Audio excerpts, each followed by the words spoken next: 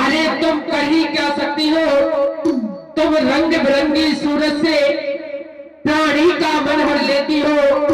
कर तप छुड़ा करके उनका अपने मैंने कर लेती हो।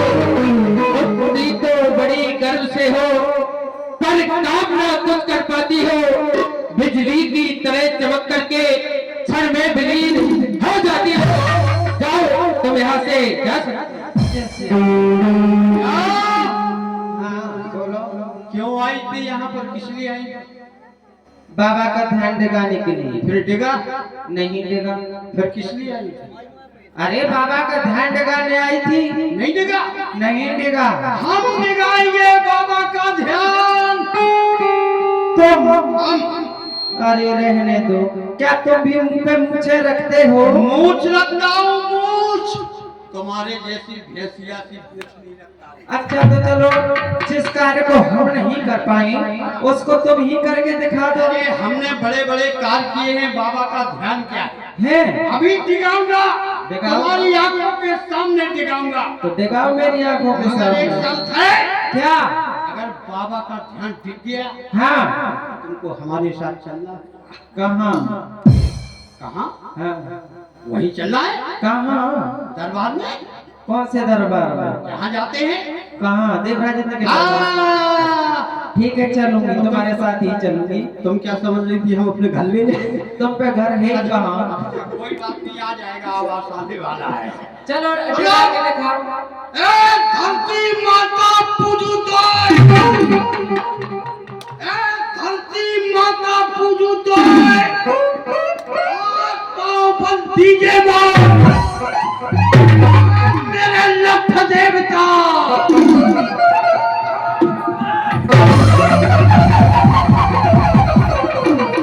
ये क्या कर रहे हो? बाबा का ध्यान दिखा रहा हूँ। बाबा के सर में पड़ जाता डंडा, तो बाबा अभी हो जाता इसी जगह पे ठंडा। अरे पागल, इससे तो बाबा मर जाएगा।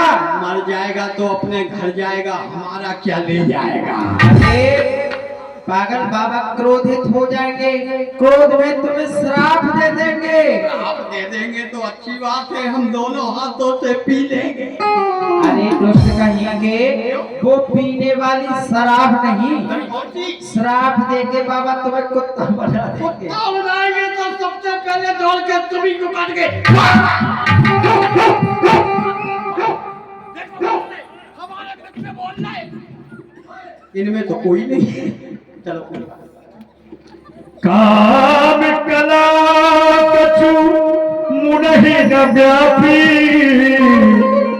निज भय डरऊ मनोभव पापी।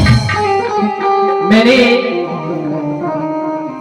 अपनी शक्तियों का प्रहार किया, परंतु देव ऋषि नारद के ऊपर किसी भी शक्ति ने असर नहीं किया। अब मेरे पास केवल ये आखिरी शस्त्र रह गया है, ये भी उनके ऊपर प्रहार करना चाहिए। चल मेरे काम के चौथे वार देव ऋषि नारद जी के हृदय में काम का संचालन।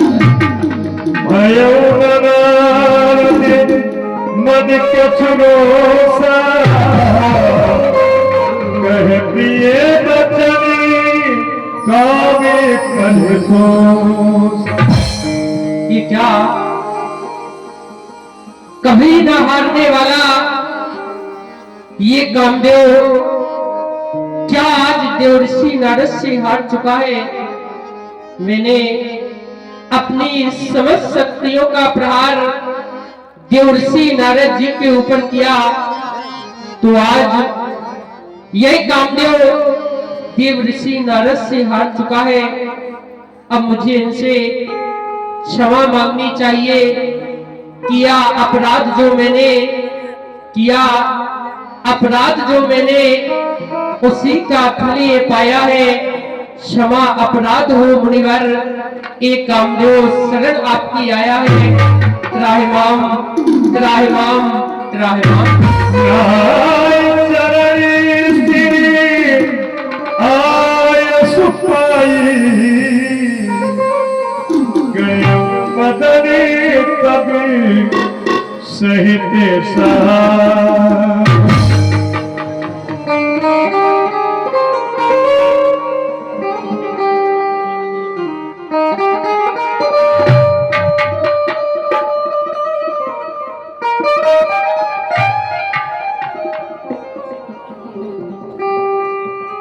नारायण नारायण।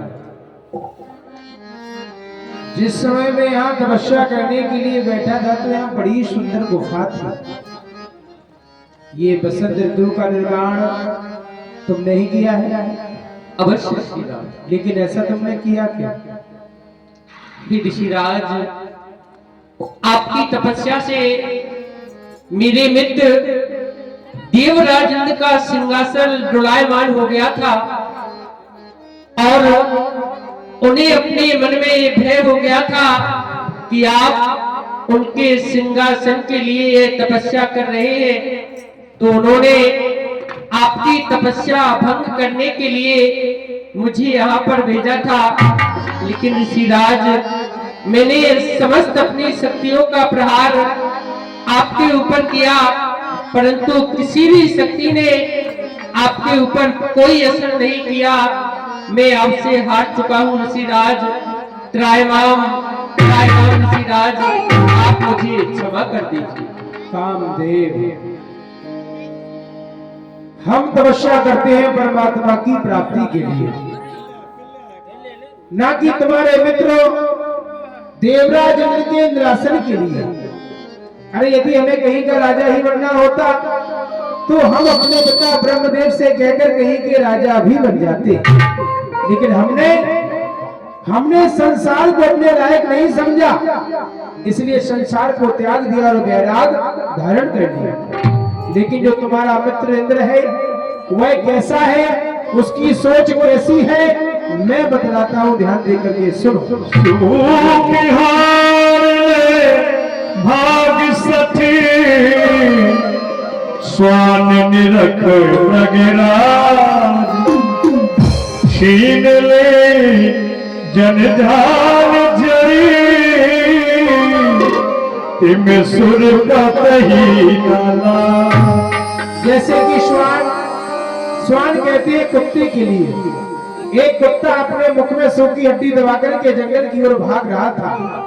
सामने से दिखाई दिया उसे सिंह यानी कि शेर, तो उस कुत्ते के मन में इस बात का भय हो गया कि कहीं ये शेर मेरे मुख से सूखी हड्डी को ना छीन ले। विचार करो कामदेव, शेर जंगल का राजा है, उसे सूखी हड्डी से क्या मतलब, क्या प्रयोजन? तो हमारा जो कहने का तात्पर्य है वो ये है, जो हम संत हैं वो संग के समान है।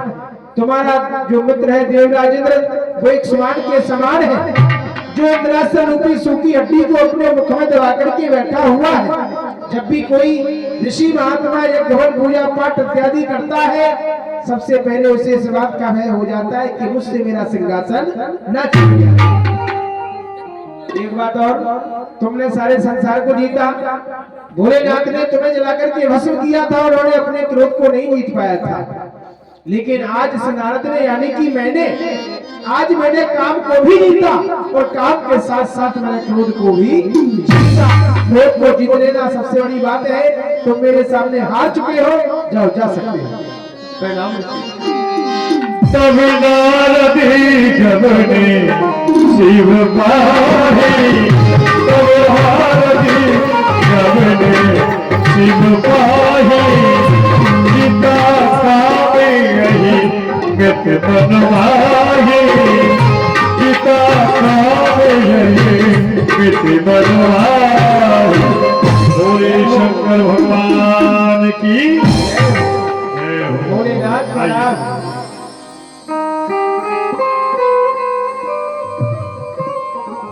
आइए